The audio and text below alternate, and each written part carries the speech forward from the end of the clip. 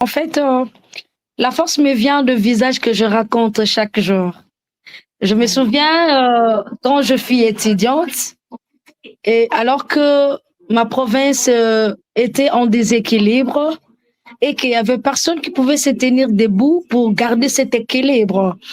Et la population la plus vulnérable était beaucoup plus affectée parce qu'il y avait personne qui pouvait leur venir au secours.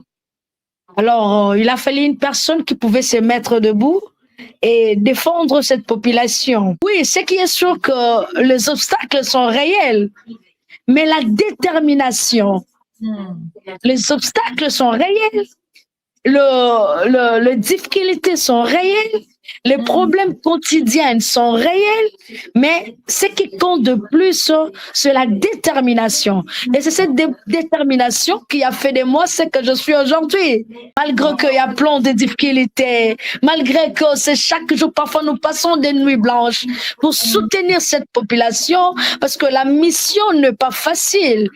Et c'est chaque jour que je me dis, seule est la lutte qui libère.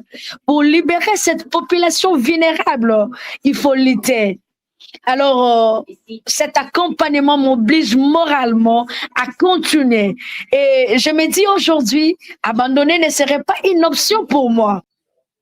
Oui, je dirais aux femmes du Congo, de la République démocratique du Congo et du monde entier, que leur voix compte, que leur place est légitime et que leurs rêves sont valables.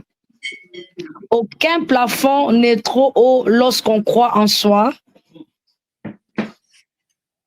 et que l'on travaille avec persévérance.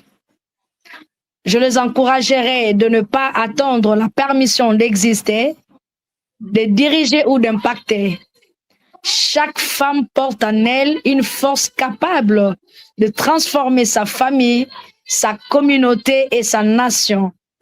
Le monde a besoin de leur courage, de leur intelligence et de leur leadership.